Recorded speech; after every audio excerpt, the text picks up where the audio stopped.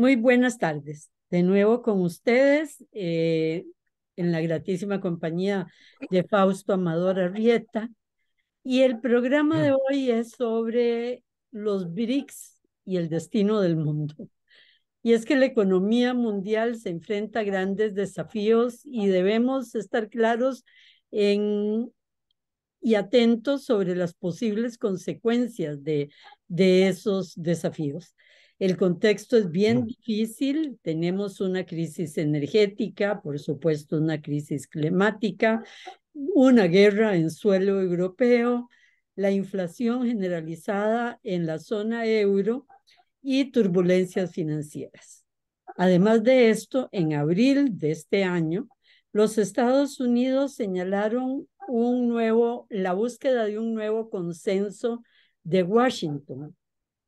Y esto significa que va a tener como pilar la industrialización en Estados Unidos.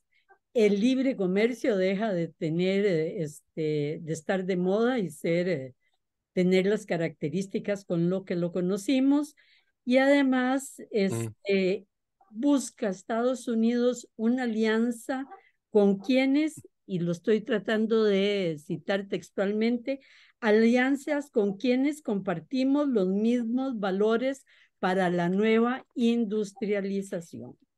O sea, la relación industrial es con la gente que comparte los mismos valores con quien va a tener sus relaciones prioritariamente.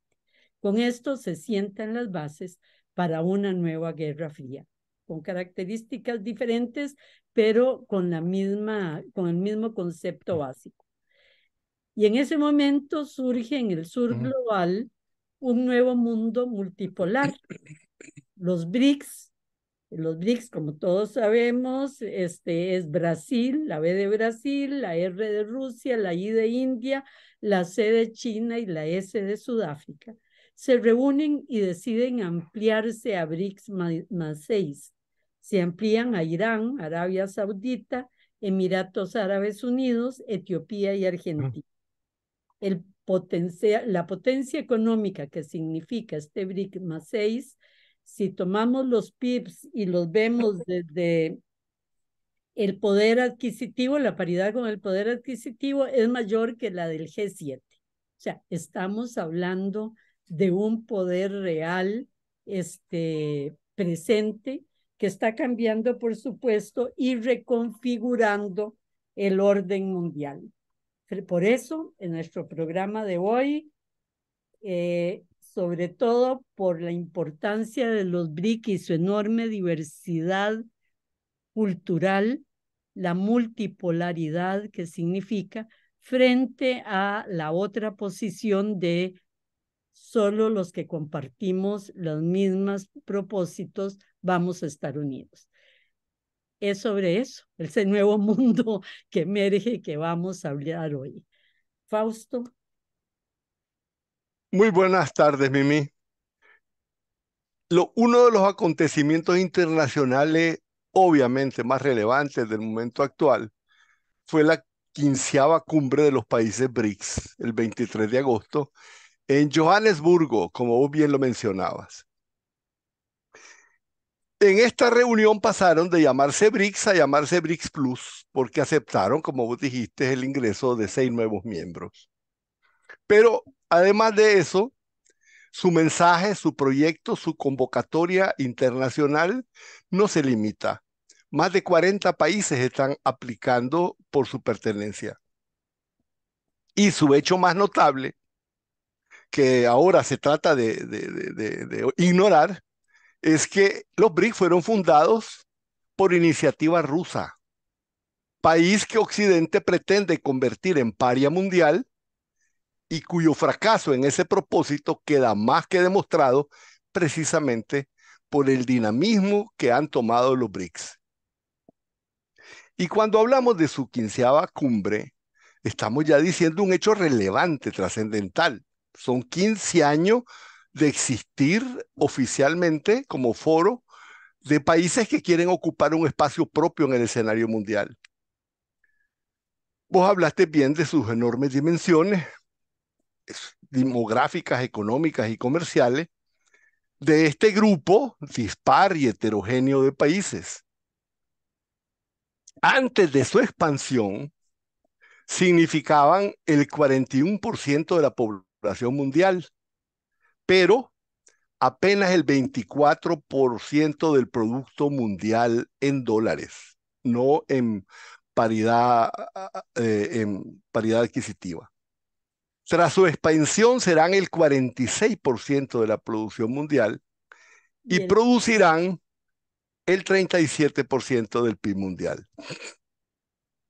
Son países heterogéneos, en muchos casos con enormes rivalidades entre sí, como es el caso de los conflictos fronterizos entre China y la India.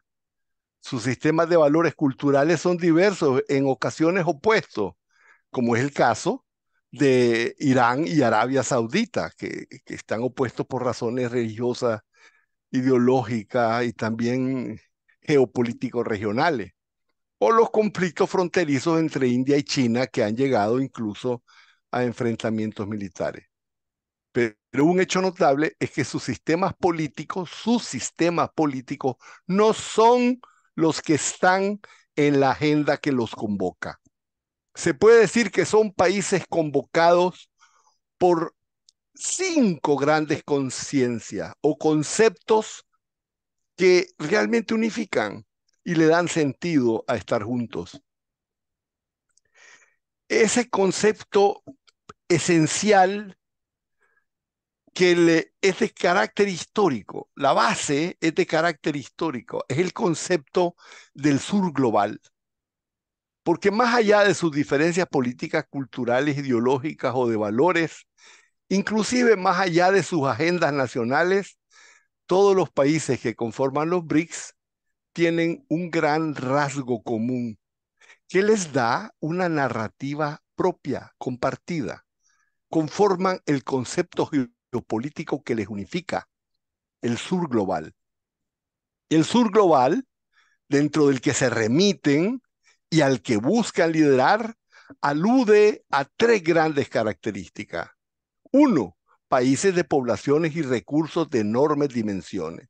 2, países que o han sufrido el sometimiento sistemático y humillante del colonialismo y del neocolonialismo.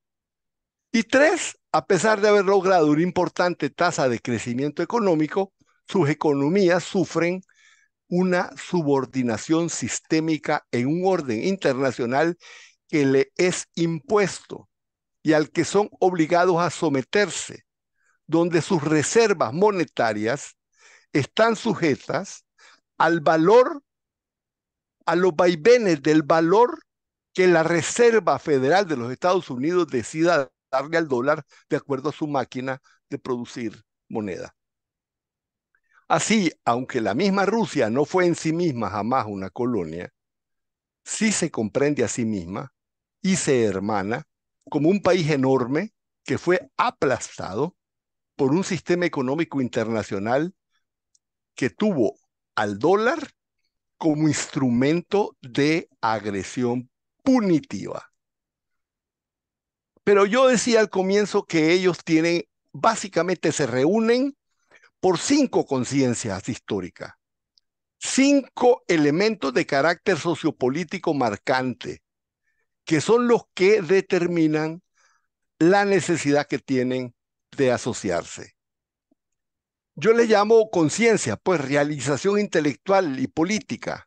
Primero, son países que tienen conciencia del peso cada vez mayor que tienen en la economía mundial. Segundo, son países que han visto crecer su economía, pero tienen total conciencia de no haber mejorado su posicionamiento estratégico en el mundo, donde tienen conciencia de seguir ocupando un lugar subordinado en los organismos mundiales, en las decisiones internacionales y, tristemente, en su acceso al financiamiento mundial. De esto deriva la tercera conciencia. Es la conciencia de la necesidad de unirse para tener una influencia que corresponda al peso que realmente tienen. Pero eso no tendría muchas posibilidades de éxito si además no comprendieran que otro de los factores internacionales determinantes es el declive acentuado de la hegemonía económica, política y comercial de los Estados Unidos. Porque sin ese declive, sus esfuerzos no estarían eh, tan, tan optimistas. Sin embargo, a pesar de ese declive, y esta es la contradicción, sigue siendo la potencia que usa en su beneficio el rol dominante que tiene en todos los instrumentos y organismos del sistema económico y financiero mundial. Bueno, y ahora llegamos a la última conciencia determinante de los BRICS, que es la fragilidad, su fragilidad, a pesar del peso económico creciente, su fragilidad debido al control monetario absoluto del dólar norteamericano en la economía mundial. Lo que hace que la política monetaria norteamericana determine las políticas monetarias de todos los países del mundo. Y entonces, a todas esas conciencias habría que añadir cómo la consolidación y crecimiento individual, sobre todo de India y China, están siempre amenazados por el peligro sistémico de ser percibidos como rivales eventualmente a la hegemonía norteamericana. Hoy se está poniendo a China, pero vos, Mimi, has sido la que sistemáticamente, cuando yo digo China, vos rápidamente decís India, India, efectivamente. Bueno, todos esos factores explican cómo países tan diversos se unen en una cruzada común que me veo yo en la obligación de calificar como una cruzada de carácter defensivo. Por eso, antes de profundizar en estas reflexiones sobre el fenómeno BRIC Plus, vale la pena responderse a una pregunta básica: ¿por qué aparece en el escenario internacional una nueva conformación de países? ¿Por qué algunos países sienten la necesidad de un nuevo foro de discusiones? Tomemos en cuenta que con la letra G se denominan muchísimos foros de concertación y de intercambio con diferentes propósitos entre los países que les conforman. Este es el G7, el G5, el G10, el G15, el G17, el G77, el G20. Comencemos con el G7, el Club de los Grandes Señores de Occidente. Cuando se habla de la palabra Occidente, uno está diciendo G7. Estados Unidos, Reino Unido, Francia, Italia, Japón, Alemania y finalmente Canadá. Nació como G6, con Canadá G7. Es el club de la gran injusticia de la historia. Mientras todos agrupan apenas el 10% de la humanidad, Mimi, reciben cerca del 60% de la renta del mundo. Se trata de las potencias industriales más poderosas, las que dirigen todas las instituciones políticas y financieras del planeta. Y es interesante cómo la economía del mundo, Mimi, está dirigida por un club, llamémosle informal, de países que se dirige, que representan apenas el 10% de la humanidad y reciben el 60% de la renta mundial. Eso fuera por su enorme esfuerzo, capacidad y avances culturales, que los hay, uno no tendría tanta protesta si no fuera además que ahí hay expoliación de los otros del sur global, manejo sin ninguna consideración del resto de realidades políticas, sociales y culturales, y que se han comportado realmente de una manera muy reprochable con el desarrollo del resto del mundo, a costa del desarrollo del resto del mundo. Digamos que acabas de poner con algunas pequeñas pinceladas los rasgos determinantes de la historia moderna del colonialismo y el neocolonialismo. Pero bueno, ese es el G7. Pero los países que están ahí no lo están por su peso económico tampoco. Están ahí porque así lo quieren los Estados Unidos. Así, por ejemplo, ¿qué peso tiene Italia para estar ahí? O Francia, o incluso el Reino Unido. Ahí en el club de los amigos de los grandes del G7 no está ni China ni India, que tienen economías mucho más grandes que la de Francia, que la de Italia La de o Japón. incluso de la del Reino Unido. Por un momento hubo un G8. Era el G7 al que se invitaba a Rusia a observar mientras ellos hablaban. Pero fue expulsada, obviamente, cuando invadió y por referendo se anexó Crimea y la hizo parte de su territorio. Después están, ya hablamos, todos los demás G, de todos los demás G de los que no nos vamos a meter mucho, porque sería muy largo, aunque son todos muy interesantes. Pero se puede decir sin temor a equivocarme que hasta ahora solo el G7 realmente cuenta, porque es la que determina las realidades del mundo. Ante semejante variedad de conformación de tantos foros de discusión, cabe preguntarse, ¿para qué formar otro grupo? ¿Qué diferencia hay entre los grupos G y los BRICS? ¿Son los BRICS otra iniciativa más de grupos de países sin más por venir que reunirse todos los años a redactar grandes proclamas, pero poco más que eso? Mira, si uno lee la prensa internacional, diría eso. Es decir, eh, con una tremenda fuerza, Futuro dicen será que, como el futuro de los no alineados en su momento, ¿verdad? Eso pareciera predecir, como bien señalada, la prensa internacional. bueno, los no alineados terminaron siendo el G77, el grupo dentro del Foro de las Naciones Unidas, que ahora son 134.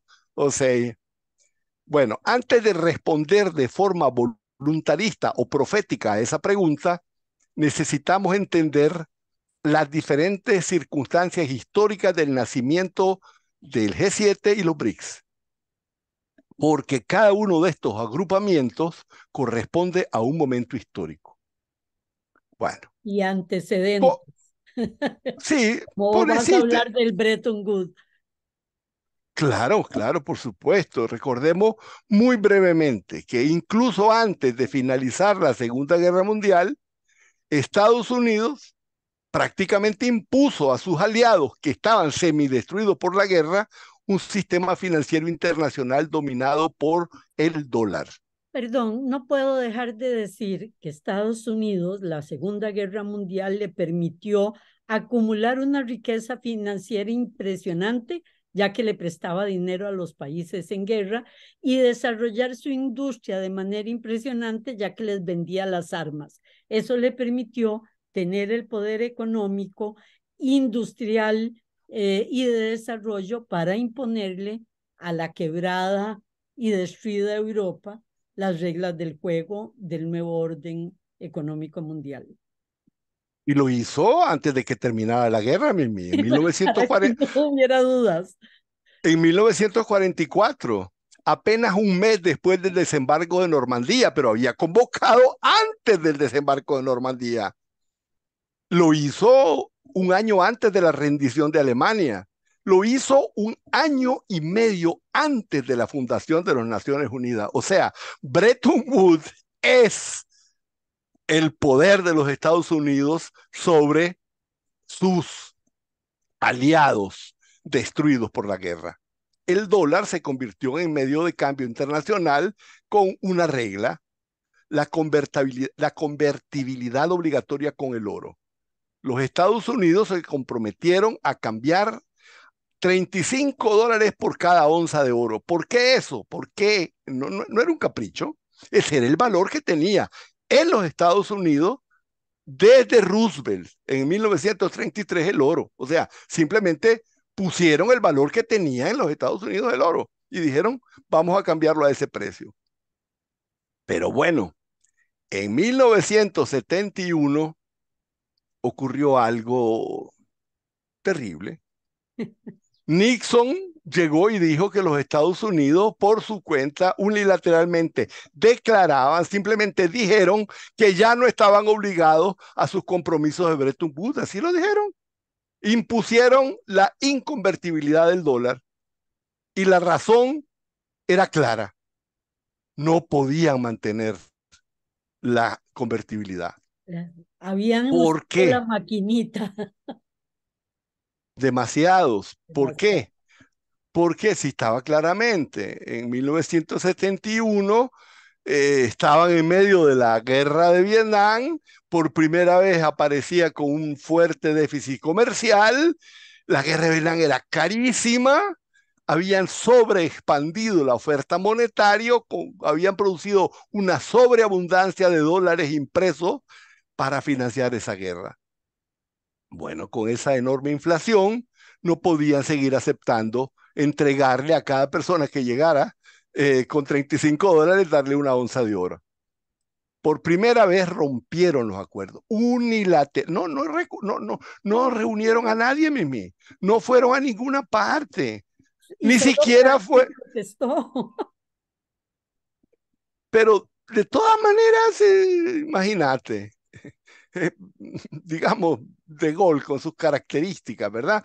El presidente Nixon ordenó el 15 de agosto de 1971 cerrar la ventanilla de cambio de oro por dólar y acabó así la convertibilidad, así de un plumazo, por simple decreto presidencial, y se saltó todos los compromisos que había tomado. Y eso te dice, yo Frente a la mando. roca, yo mando. Y eso fue la respuesta de Nixon frente a la arrogancia francesa de pedir, y de algunos países que sabían que la maquinita estaba funcionando, de pedir que les entregaran oro en lugar de dólares.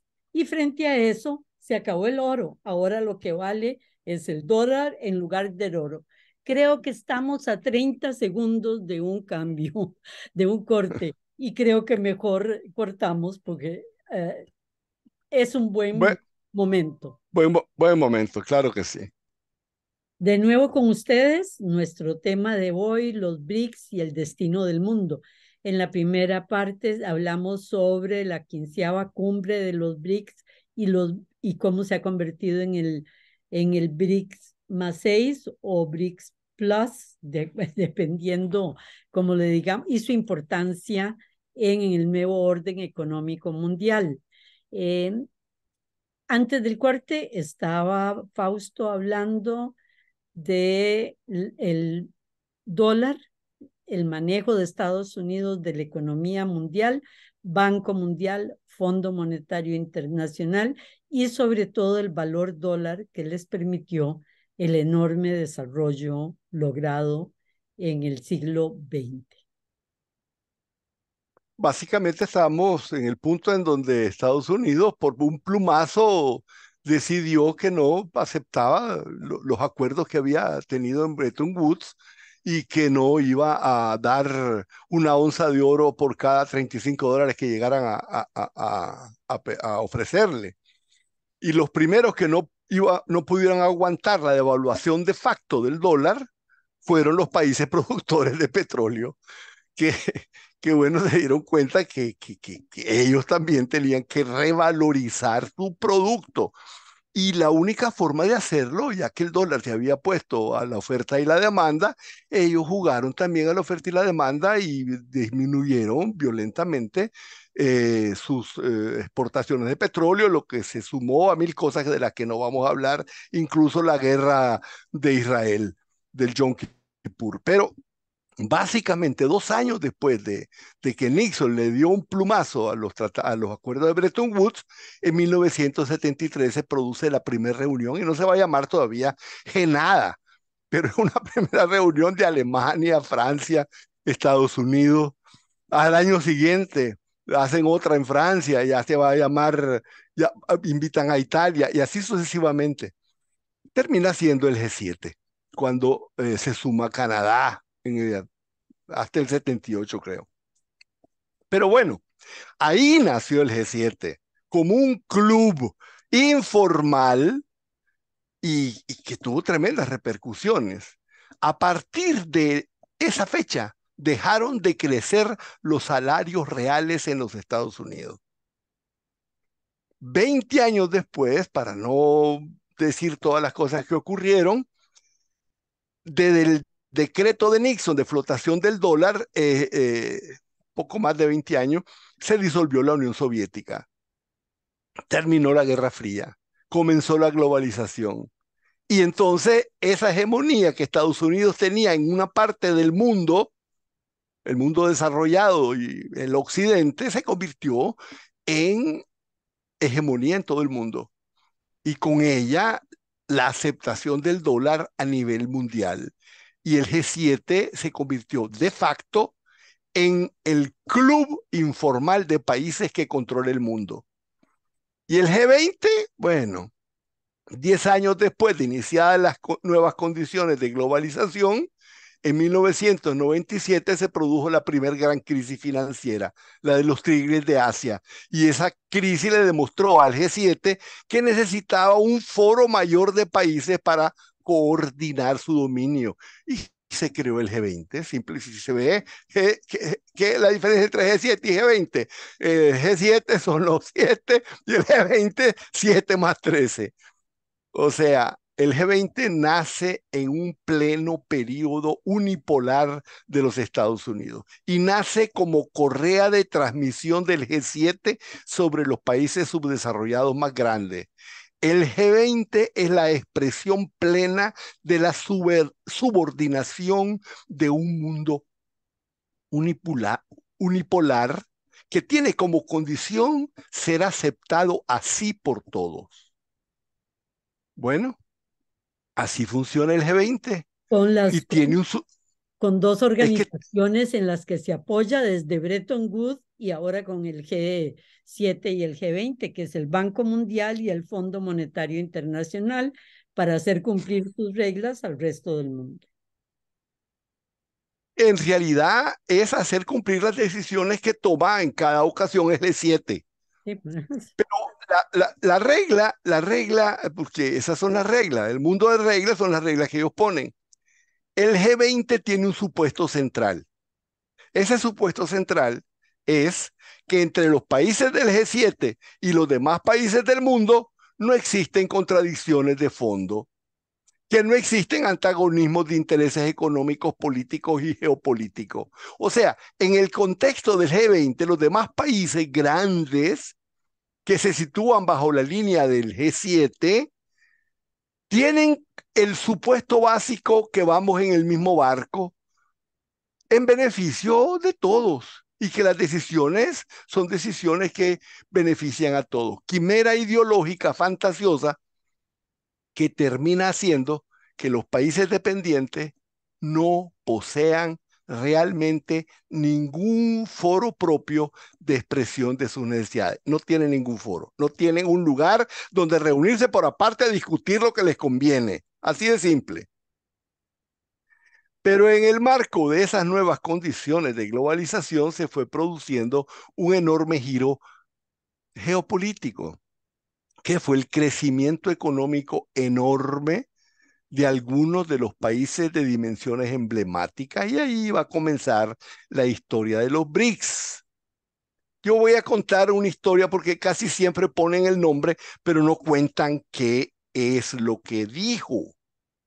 Dicen que el nombre BRIC lo inventó Jim O'Neill. Ahí quedan, ahí quedan. No, no, no, no fue así. No fue así. A finales de 2001, Jim O'Neill, uno de los analistas más importantes del Goldman Sachs, que lo van a hacer pocos años después, presidente de Goldman Sachs Asset Management, redactó un informe. En ese informe trató de demostrar que una de las razones de las crisis mundiales era que la composición del G7 no era ya un foro en el que se pudiera establecer de una forma efectiva una verdadera comunicación, coordinación y acuerdo significativo en la política económica mundial. Y él decía, y ahí está el argumento, que mientras algunos países del G7 ya no tienen peso mundial, como Italia o Canadá, e incluso Francia, Otros países que no forman parte del G7 tienen mayor peso y no están ahí. Entonces dijo él, O'Neill propuso una reforma del G7 y entonces hizo una metáfora. Dijo que la pared del G7 había que reforzarla con mejores ladrillos que los que tiene, ladrillos que los que tiene. Eso lo hizo con un juego de palabras usando la palabra brick del inglés que significa ladrillo. Su artículo se llamó Building Better Global Economic Bricks, pero usando como sugerencia el acrónimo de los países que vos señalaste, Brasil, Rusia, India y China. La propuesta de reforma del G7 de O'Neill era meramente funcional.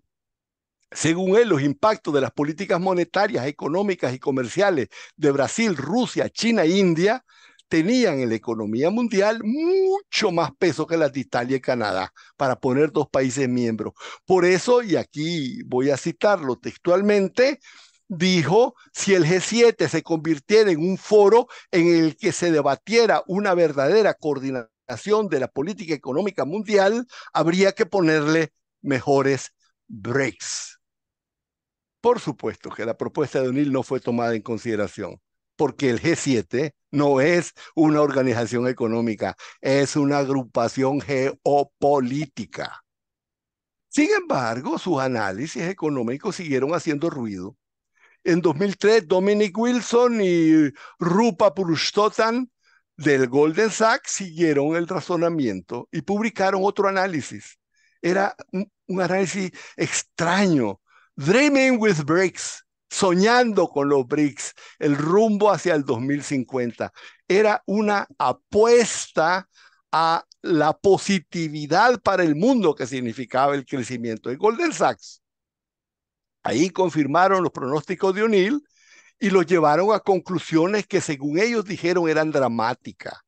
En 2024, dijeron, los BRICS significarían el 50% de todo el peso económico del G7. Mucho antes ocurrió eso.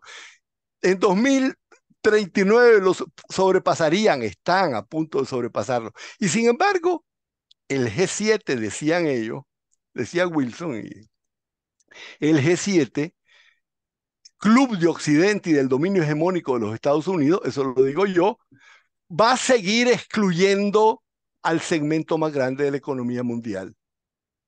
Wilson y Purushottam decían que Rusia, China, India y Brasil estaban en camino a convertirse en la fuerza decisiva de la economía mundial. Y que si no entraban a coordinarse en una sola organización con el G7, se iba a producir inevitablemente un choque. Y un quiebre. Y aquí vamos. Desde entonces se multiplicaron los análisis académicos que confirmaban esos reportes de Goldman Sachs. Pasaron varios años sin que nada ocurriera.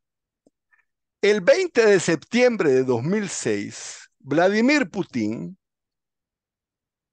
que después se va a convertir en demonio y van a ir convirtiendo en demonios a todo mundo que lo necesiten convertir en demonio. Vladimir Putin invitó a los ministros de Relaciones Exteriores de China, India y Brasil a reunirse mientras estaban atendiendo la 61 Asamblea de las Naciones Unidas. Una simple reunión. El vocero de esa reunión fue Lavrov, el ministro de Relaciones Exteriores de Rusia, y dijo que Putin había concebido la necesidad de buscar alguna forma de institucionalizar algún grado de colaboración entre esos cuatro países. Al año siguiente, el PIB de China ya sobrepasó el de Alemania. En 2008, Brasil, China y los países petroleros hicieron un fondo común soberano como vehículo de inversión. Luego llegó la crisis financiera de 2008 y mientras Occidente estaba en tremenda crisis, los países del BRIC, que no es BRIC todavía, tuvieron un enorme boom.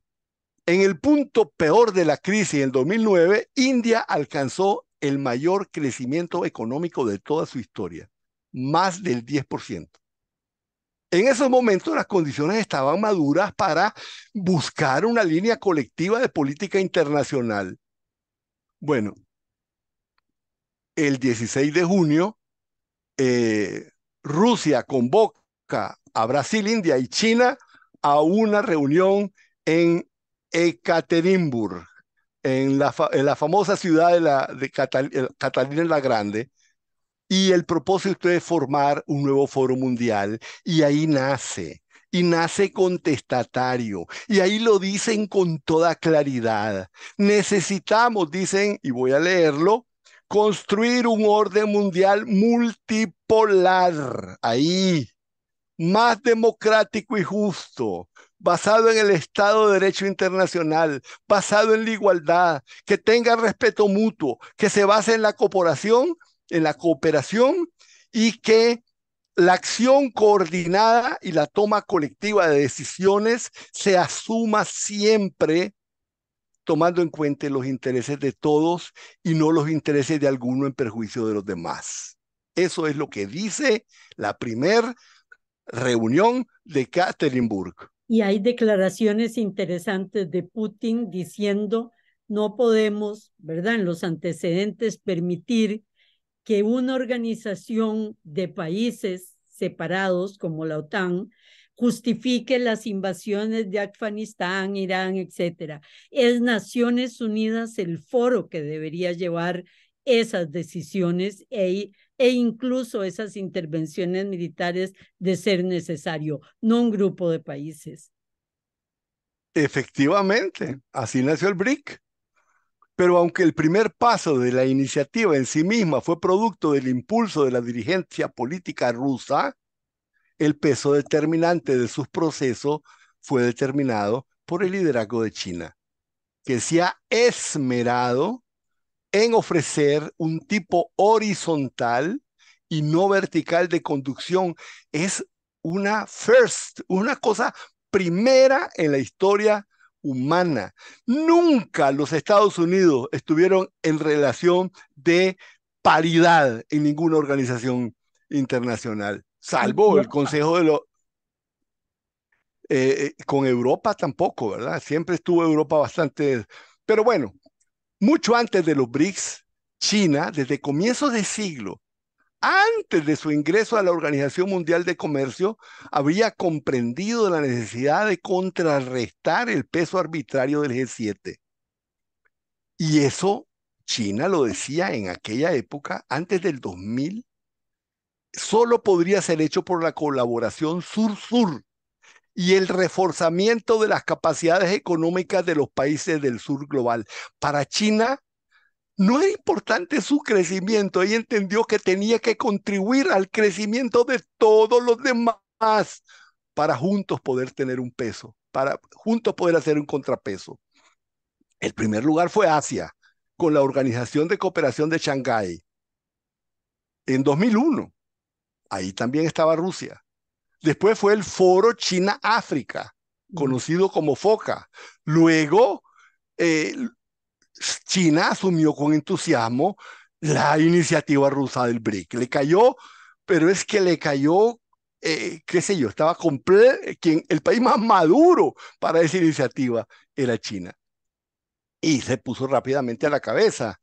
En 2012, apenas 4 años después de nacido, arrancó la iniciativa de la Franja y la Ruta, centrada en cooperación, financiamiento y desarrollo de infraestructura. Ahí mismo comienza China sistemáticamente a lo que se llama red de bancos de desarrollo. China Development Bank, el China Africa Development Bank, el China Construction Bank, el Export Bank of China y el Banco Asiático de Inversiones en Infraestructura. A esa red añadió el nuevo Banco de Desarrollo de los BRICS, y junto con ellos el acuerdo de reservas de contingencia. O sea, le está dando músculo financiero y de desarrollo industrial a todos estos países, ¿verdad? Que están unidos. En algún momento, antes de este siglo, China comenzó a discutir en varios foros lo que se comenzó a llamar entonces el Consenso de Pekín. También se le llamó el Consenso de Beijing, como un modelo de desarrollo contrapuesto al neoliberalismo del Consenso de Washington. Por eso, tanto por su peso económico como, digamos, por el éxito de sus políticas, China se convirtió en un país tremendamente atractivo, no solamente porque era una potencia económica, sino porque lo había logrado, había demostrado que podía crecer y esa era qué sé yo, es la fuerza del ejemplo, es la fuerza de juntos tal vez podamos hacer mucho más. Por eso se puede decir que China es fuerza económica en los BRICS, pero es fuerza política, ideológica, y ejerce un liderazgo de facto, sin imponerlo, incluso con un país con el que tiene rivalidades como India. Un punto decisivo en este proceso se dio en 2014, cuando el G7 adoptó una política sancionatoria contra Rusia, haciendo uso del control del dólar. Y ahí se advirtió con total claridad que el dólar puede también convertirse en un instrumento militar.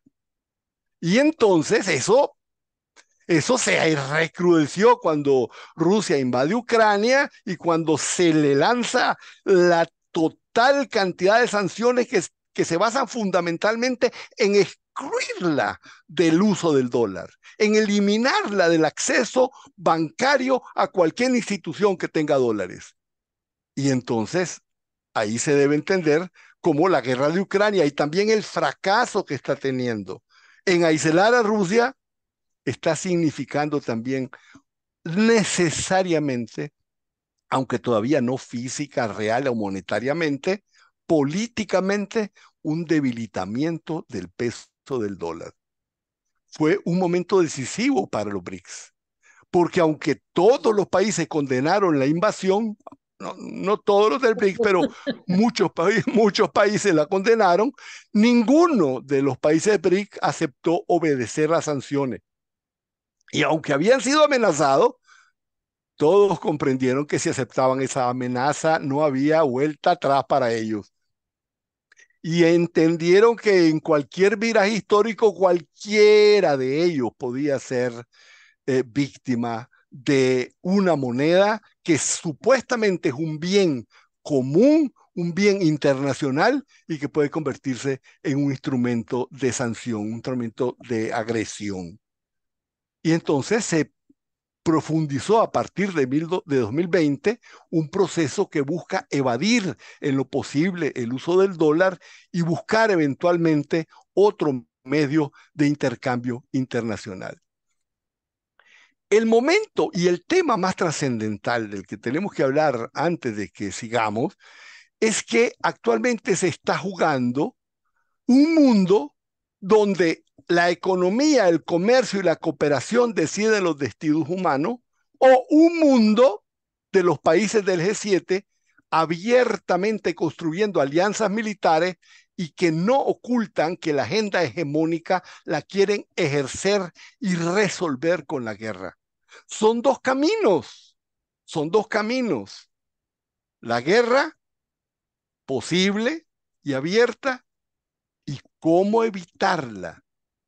Y solamente el crecimiento de países que se basen en la cooperación, como los BRICS, puede significar un salvamento. Por lo menos de la guerra, del cambio climático, no lo sé. Esas son las situaciones y las circunstancias en que actualmente estamos sometidos, No nos ¿verdad? dio tiempo, Fausto, que me hubiera gustado el, el por qué los países que ingresan al BRICS, ¿verdad? ¿Por qué Etiopía? ¿Verdad? Uno diría, bueno, ¿por qué Etiopía? Y es muy interesante, es la ruta de la seda, es totalmente geopolítico el ingreso de Etiopía y es el control del Mar Rojo para que la ruta de la seda pueda seguir por el este de África en el comercio. O Argentina, ¿verdad? ¿Por qué Argentina? ¿O por qué Arabia e Irán? Tal vez tenemos 3 minutos, por lo menos pinceladas de por qué estos países. La, la, la expansión de el BRIC tuvo fundamentalmente como meta dar un mensaje de un carácter de internacionalización de de la geografía. Argentina, por ejemplo, no tiene peso económico y está en una tremenda crisis. Sin embargo, significa América Latina. Y quiero decirte que el año próximo está supuesto a crearse una de las principales unidades de la bolsa de inversiones de la Ruta de la Seda en Chile.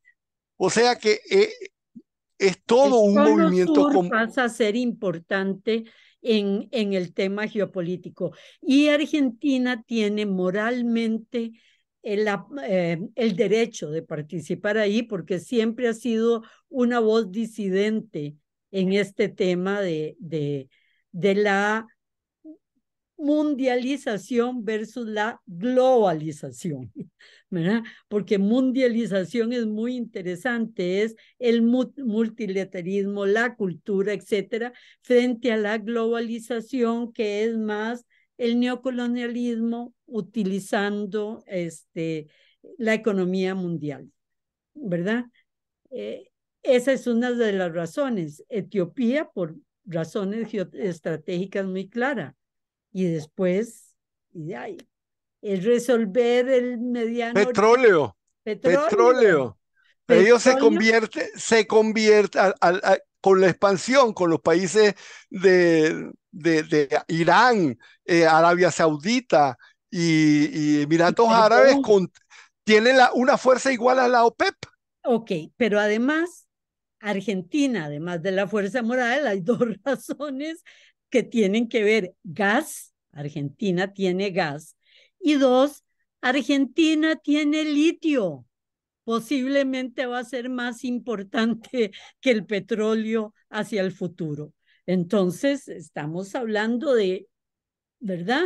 Se recompone una economía con el gas argentino, el litio argentino, y si Argentina logra desarrollarse, un polo con Brasil enorme, ¿verdad? Ah, así es. Entonces no están jugando mal, están jugando realmente a un nuevo poder en el mundo muy interesante.